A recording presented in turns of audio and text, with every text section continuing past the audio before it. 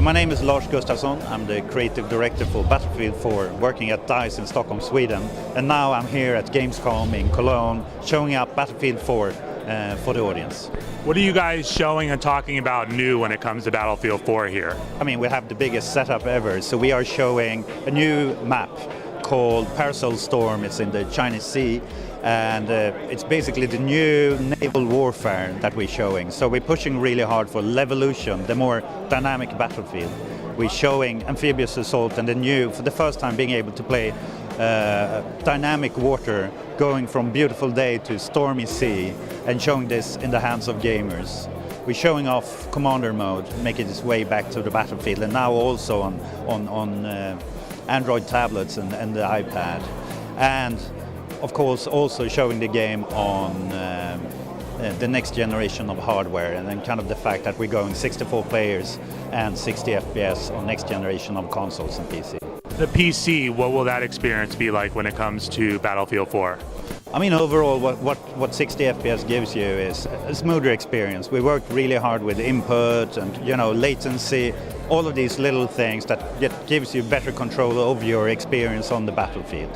And when we started building this game, we worked hard or closely with the Frostbite 3 team at DICE, building the new engine that allows us to scale and really make the most out of whatever platform or gaming rig you have. Can you talk a little about the size and scope of the actual battlefields that you're able to craft thanks to the new technology? Yes, overall, I mean, we keep on pushing the boundaries, and Battlefield has always been about huge battlefields, land, sea and air combat.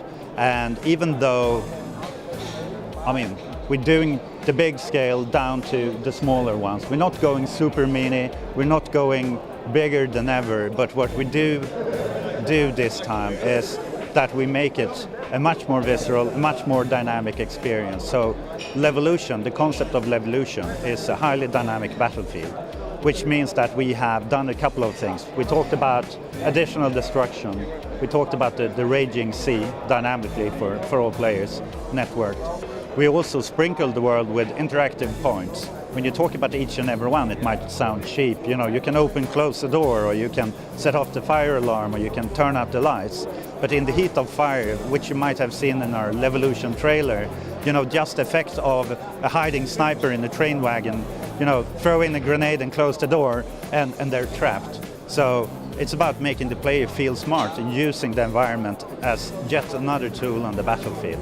And on top of this, changing the experience with the spectacle of a tower falling, and not only being a cool spectacle, but it changes how the level plays out.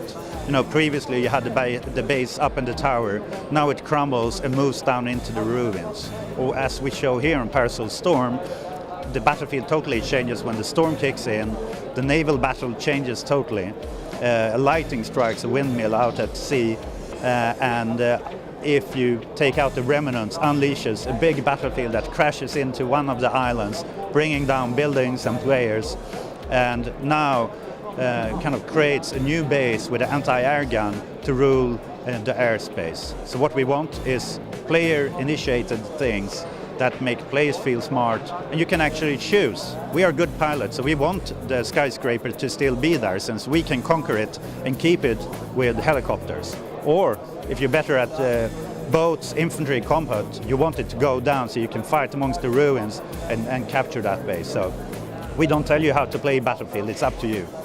How are you guys pushing the campaign gameplay in this sequel? So what we've done, the beauty of kind of game making, is that when I talk about Levolution, we learned a lot of how to building drama, and we brought that into multiplayer, just as the water, which originated in single player, and we now networked it into multiplayer.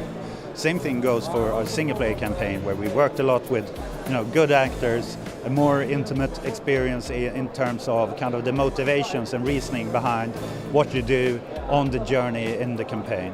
But one of the big things is also to bring over gameplay from your multiplayer experience. So you have your squad of members with you on the battlefield. You can use them just like you use your squad on the multiplayer battlefield to engage enemies and use it as a tool to kind of open up the defenses. We bring you more tools to not only take out that tank with the weapon we give you, but you feel smart about finding your solution to the problems, outsmarting enemies in more open environments.